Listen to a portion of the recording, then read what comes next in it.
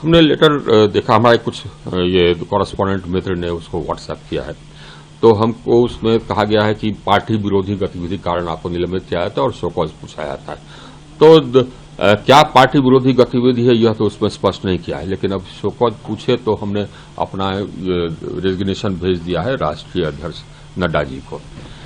और हमने इसके उत्तर में हम यही भेज रहे हैं चिट्ठी पटना के पार्टी कार्यालय को कि साहब आप कौन सी पार्टी विरोधी गतिविधि की बात कर रहे हैं। जो हमने कहा था या जो हमने कहा है कि आपराधिक पृष्ठभूमि के लोगों को टिकट नहीं मिलना चाहिए या भ्रष्ट लोगों को टिकट नहीं मिलना चाहिए, ये पार्टी विरोधी गतिविधि कहां से हो जाएगी या पार्टी विरोधी बयान कहां से हो जाएगा। अगर आप आपराधिक पृष्ठभूमि के लोगों को टिकट देते हैं या उनको प्रश्रय देते हैं या भ्रष्ट लोगों को प्रश्रय देते हैं या टिकट देते हैं, तो आप अब पार्टी की छवि धूमिल कर रहे हैं। ये तो पार्टी के हित में कभी कदापि नहीं होगा।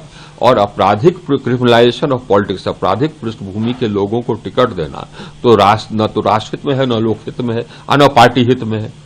और आप तो हमारी पार्टी जो हमारी पार्टी थी, अब तो मैं वहां से रिजाइन कर दिया, हमारी पार्टी तो यही कहती थी कि हम साहब राष्ट्रहित को सर्वोपरि रखते हैं, लोकहित को सर्वोपरि रखते हैं। तो क्रिमिनलाइजेशन ऑफ पॉलिटिक्स तो हमारे पार्टी के फिलॉसफी के खिलाफ भी है।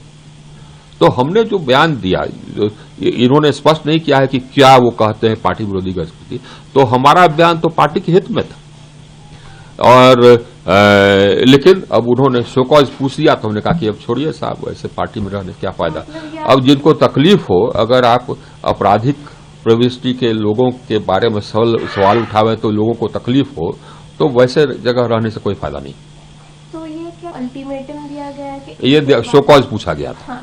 निलंबित करके। हाँ। तो लेकिन अभी इसके बाद आपका नेक्स्ट स्टेप क्या रहेगा? आपने अभी हमने निर्णय नहीं किया, आज तो हमने अपना इस्तीफा भेजा ही है, अब आगे क्या करेंगे वो देखेंगे। लेकिन सर क्या आपका कोई ज्वाइन करने का ऐसा कुछ प्लान है? अभी हमने कोई निर्णय नहीं किया, देखेंगे। अच्छा सर, ऑल्सो अभी बिहार के इलेक्शंस हुए हैं, इतनी भारी मात्रा में इतना बड़ा नंबर भाजपा को, एनडीए को मिला है। अच्छा एक चीज और मैं बता देना चाहता हूँ।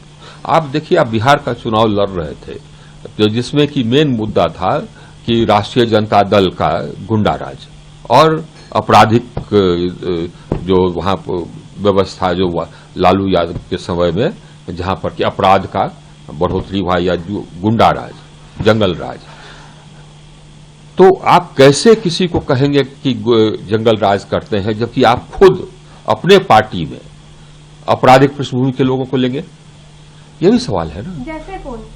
अब जैसे कि आपराधिक पृष्ठभूमि के लोगों के बारे में तो हमने नाम भी बता दिया था ना उसमें, कि आप आपराधिक पृष्ठभूमि के बारे के लोगों पर को आप टिकट दे रहे हैं, हमारी एनडीए टिकट दे रही है, ये उचित नहीं है। जैसे नाम तो हमने लिया था, उसी बयान में लिया था। अब ये अनंत सिंह लिया था ना।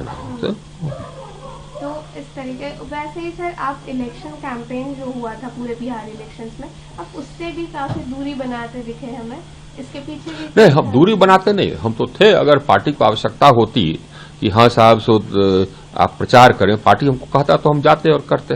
Thank you.